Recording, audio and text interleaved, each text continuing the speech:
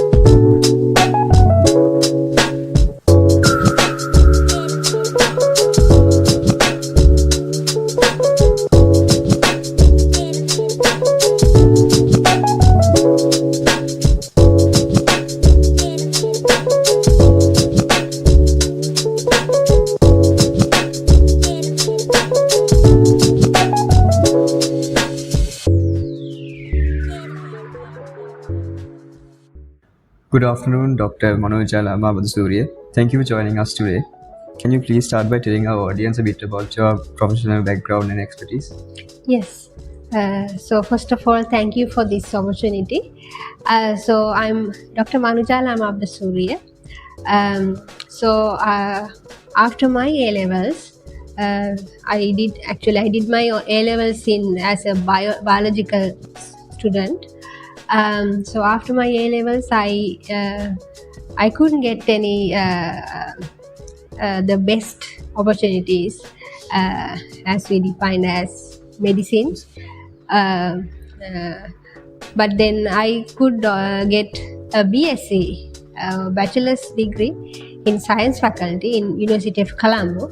So that is where I started my career. And as well as I joined Institute of Chemistry Ceylon before I got my A-level results. So from the Institute of Chemistry Ceylon as well as the Colombo Science faculty, I started my journey of undergraduate study.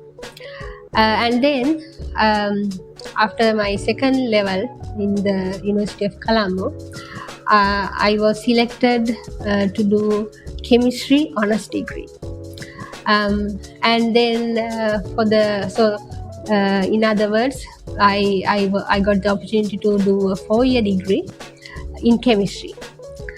After that, so I successfully completed my BSc degree, and then I did my MS, and finally I finished with a Ph.D.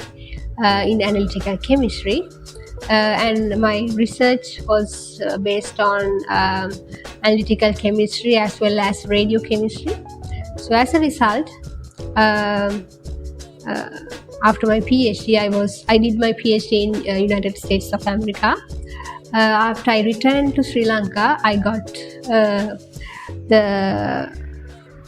for a short period, I was an academic staff member in the Institute of Chemistry Ceylon, and afterwards I could get a academic position in University of Colombo, Department of Nuclear Science. So that's where I am right now. That's quite impressive, Doctor. Can you please tell us more about the challenges that you faced before coming to this position? Challenges. So I would say as a A-level student or a fresh bachelor's degree student, we were not very informative. We didn't know what to do with lack of awareness of what opportunities we can have as a science student. We didn't have, and then not so much motivated. That is again because we didn't know what to do. And then I think it's common to current students also, that when we are not selected to the engineering or medical, if we didn't get that opportunity to get the medicine or engineering, that is the best option we have in Sri Lanka as a first degree holder. So afterwards we didn't know what to do. So that problem I also had. Obviously, Miss, you have worked in this university for a quite long time. Miss, can you please share some of the experiences or some iconic moments that you had found during this time of period? Yeah, so I was a student here in the Faculty of Science, University of Colombo. So one thing is friendship. We had a lot of friends. Currently they are in all different parts of the world and different fields. So we get that association, having different people, different field, starting from the university life, and then get the opportunity to interact with academically or research the legendary characters in the as lecturers. We could interact those professors and lecturers, so that was an opportunity. So that was a good opportunity as a university student. And then various events, so working together as societies, clubs, and then different events. Those are the memorable moments I can tell you. Okay, Doctor. Can you please briefly describe some of the most significant researches or any projects that have done under the nuclear department? Yeah, so nuclear science department started as so this was the early Atomic Energy Authority laboratory. So at that time there was no institute called Atomic Energy. It's actually the same Atomic Energy Authority and Radioisotope Center. So all that is actually, it's not belong to university. So all the nuclear or radiation related research work or services were done here. So at that time we were doing a lot of archaeological or archaeologically valuable research work, and there were objects, very ancient objects that we could find the dating, what's the age of those dating, age of those samples, right? So those research were doing here, and then actually there is an Atomic Energy Board, a separate entity, so they are doing most of these services and research. But before they have as a separate entity, this was the place where we did all this research related to dating, carbon dating or thermoluminescence dating. And then also during the Chernobyl nuclear power disaster, we were testing food samples that were importing from us, from other countries, especially milk powder. So we had to test and make sure they are not radioactive. So all that services were done here in Nuclear Science Department. So that was the history. But now most of these services are done by Atomic Energy Board, so we are not doing most of those services. But we are doing research on nuclear science. We are doing in terms of, now in nuclear science there is two main applications. One is medical application, the other one is non-medical application. So as a chemist, I was involved in environmental radiation, radioactive sample monitoring, and also we could able to produce few radioisotopes. Even though we don't have the very high-tech technology, we have small devices that we could produce isotopes that can potentially useful for medical applications, for radiotherapy. So those are the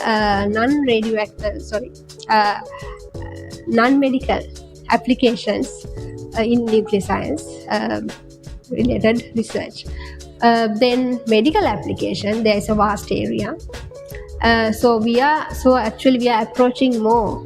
We are doing more medical applications now because it's highly demanding, right? So we are going to have a new bachelor's degree in medical imaging technology. So we will do more research on medical applications. So basically, in medical application, we are more or less doing the clinical work now in hospital. X-rays, CT scanning, those are related to medical imaging. So how we are going to use this with optimum so we have to get the best image with less radiation or minimum radiation exposure, right? Otherwise we can have a good image, but if it is with high radiation, the patient will get more harm. It will be more than the image, the radioactivity will make the patient some other problem. Okay, doctor. Nowadays, there are students that are studying in the science stream faces that they think if they didn't get into a medical faculty or engineering faculty, they think there's no other options or a career for them. What are your thoughts on that? Yeah. So if you are not selected for engineering or medicine, there are a lot of more other opportunities. So maybe like 40-50 years back, maybe not, but now I think the sky is the limit. If you are a science student, specifically if you are a science student, you can explore whatever you want to do. You have so many opportunities right now. So there are science faculties, both state universities as well as private universities. So when you say science faculty, there are different applied science faculties, basic fundamental sciences faculties are there. So and if you want to do more technology or computer based or biological based or anything.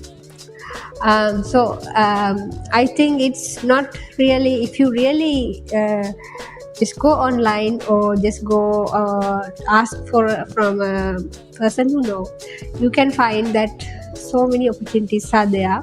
So it's a myth, I think, that if somebody think you don't get any good job if you are not selected for medicine or engineering, you will not get a good career. No, I don't think so. So I mean, personally, I also thought like that when I was a student, when I was a school student, and even when we were doing our first degree, we also didn't have much knowledge about it.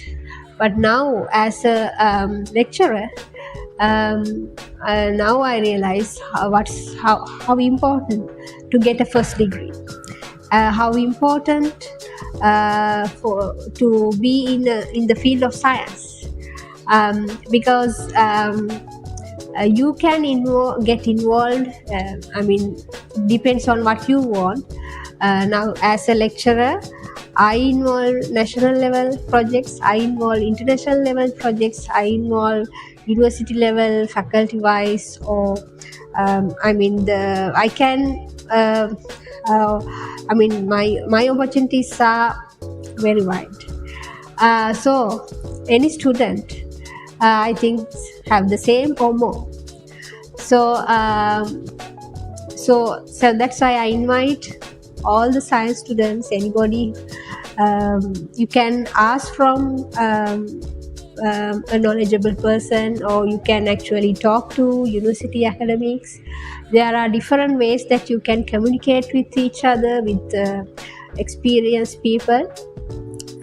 So get those knowledge and get that motivation. No, you are not out of track.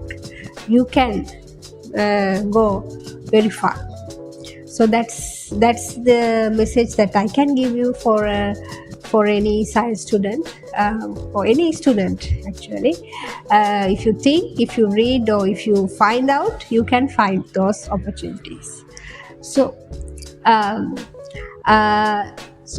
what we can offer in our faculty, University of Colombo. Our faculty, we have different departments. We have 7 departments. So if you are a science student, if you got selected to a science, not even Colombo University, any science faculty, you can take maybe a handbook or student prospectus and find out what you want to do. You can ask from a senior student, or you can ask from an academic member, or read, and you can go online or check their website, and then you can see what are the opportunities you can find. So specifically in my department, nuclear science department, a student can learn courses if he or she is either from mathematical background or bio background, both of, or any of either stream, you can study nuclear science. So that is one advantage. No matter whether you are from a bio student or a physical science student, you can come here and follow courses, and depend on your interest or what you want to do. You can. There are various different courses and programs we have. Basically, if you get selected to this faculty, science faculty, and if you want to follow nuclear science, in your first year and second year there are nuclear science courses, and then when you got those fundamental knowledge, you can get selected our honors degrees, that is specific degrees, depending on your results from the first 2 years. So we offer 2 degrees, BSc Nuclear Medical Science and BSc in Nuclear Technology. So those 2 degrees we offer from this department. And additionally, from next year onwards, we have a direct intake bachelor's degree, so that we offer to the students starting from first year. So that means depending on your Z score in the A-level results, you can get selected to this new degree, medical imaging technology. Actually, that is only for bio students, because ultimately they are going to be, they have the potential to work as a radiographers. So we cannot, right now we are not offering that to physical science students, maybe in future. So that is a direct intake. So we will take 50 students starting from next year, 2024. So basically 3 degrees, that is for the direct intake medical imaging technology degree, and then the 2 other degrees that we offer for any science faculty student. So that actually they will be selected that from their 3rd year, right? So those are the degrees we are giving. But then if you want to, now that is not the end.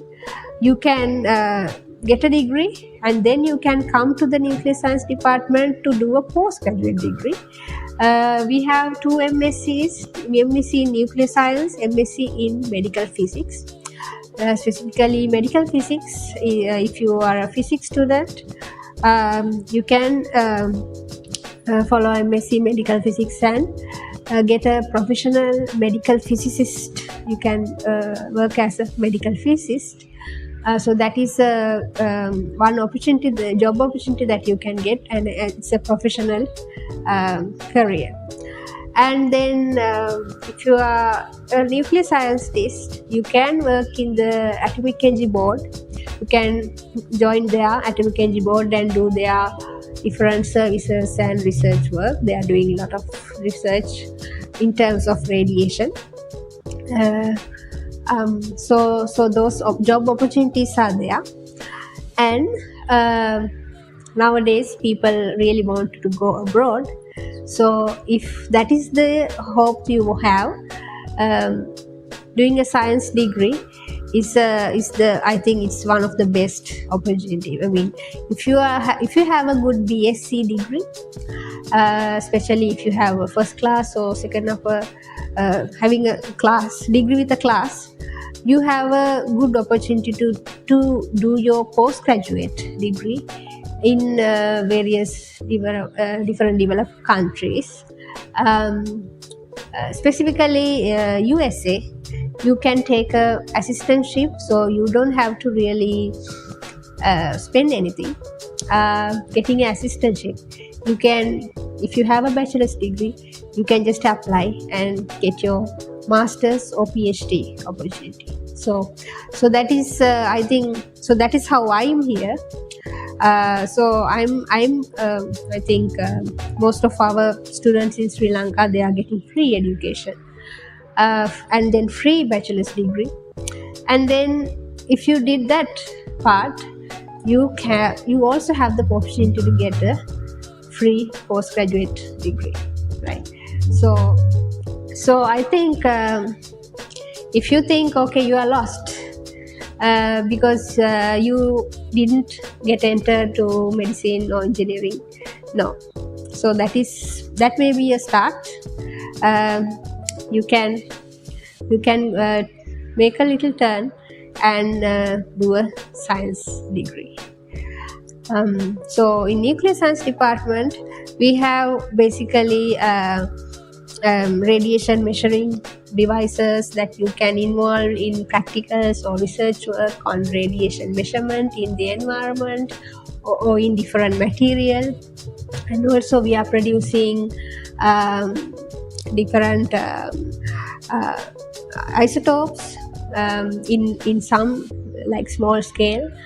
And then other than that, we take the students to the hospitals as a clinical practice, especially the new degree program.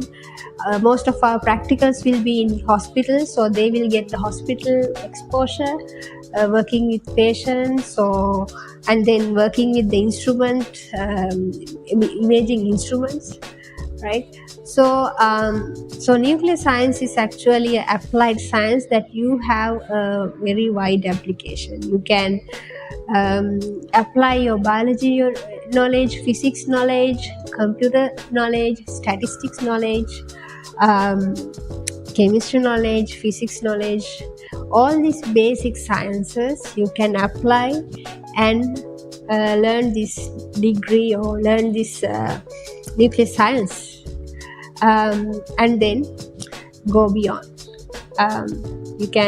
There are many opportunities overseas, very good opportunities, especially in this our new program, medical imaging technology. The radiography is a very good. You can get very good jobs in foreign countries. So I think that is a very good opportunity for you. So, thank you so much for that valuable information, Doctor. Sir Dominic Satharasinghe will be joining us for the rest of the conversation. Welcome, sir. Okay. So, can you please tell our audience about your professional background? Yes. In fact, I'm a lecturer at Department of Nuclear Science, University of Colombo, and my specialty is medical imaging technology and radiation protection. And also, I'm registered under Sri Lanka Medical Council as a supplementary medical professionals, and also Healthcare Professional Council UK as a diagnostic radiographer. So that is basically my background.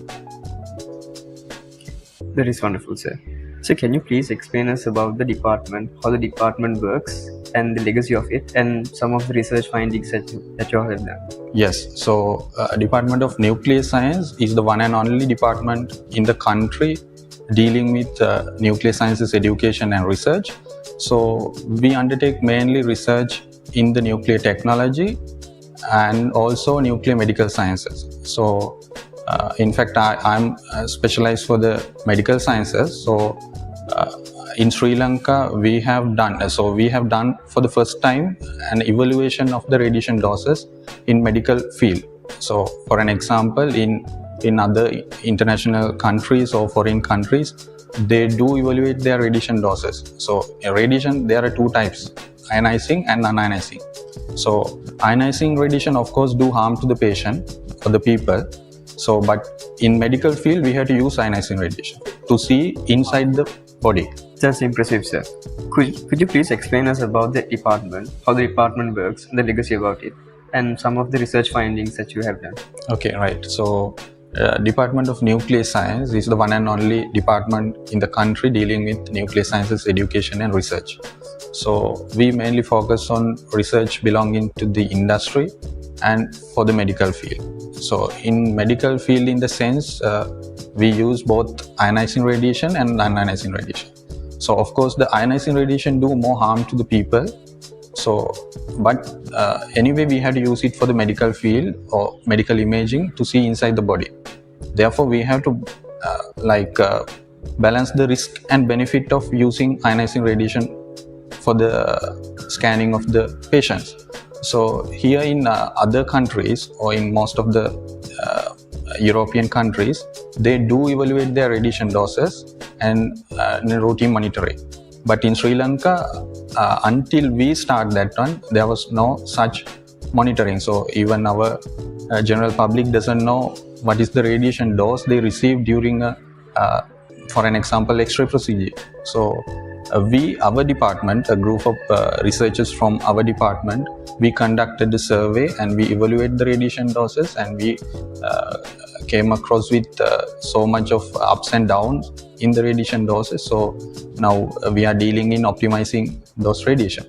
So that is basically the most recent research that we have done at our department, and it's going throughout the country now. Finally, as a last question, sir. So can you give a small advice to the A-level students that are willing to come to the university? Yes, for the science faculty, of course. Right. So you don't need to worry that though you are not selected to the medical faculty or the engineering faculty, that is not the end of your story. Right. For an example, I was not selected for the medical faculty, neither to the dental faculty or to the veterinary. Right. But I end up in becoming a lecturer at this prestigious university because I have followed my undergrads in science field, right? So you have a lot of opportunities here. So usually in medicine, you become a professional doctor. In engineering, you become an engineer, right? But later on, all the people, when they want to come to the science field or to become researchers, they have to have this science background. For an example, though you are a medical doctor or an engineer, if you want to become a researcher, definitely you have to have a Ph.D, right? A doctoral degree. So to obtain a doctoral degree in research, so you have to come to science faculty, right? So if you are a researcher, if you have a doctoral degree in Sri Lanka, in University of Colombo, even my PhD, I followed at the same department here, yes. Right? So you have so much of opportunities in Sri Lanka if you open your doors into the science field, right? So not selecting to the medical faculty or the engineering faculty is not the end of your story. That's what I want to highlight. Thank you for your insights, Mr. Dumji Satrasinghe. It's been a pleasure discussing your work and experience with you today. And also to the viewers of this video series, thank you for joining with us today. Hope you had a wonderful time with the Epistemics 2023 organized by the Royal College Science Association. Till we meet again.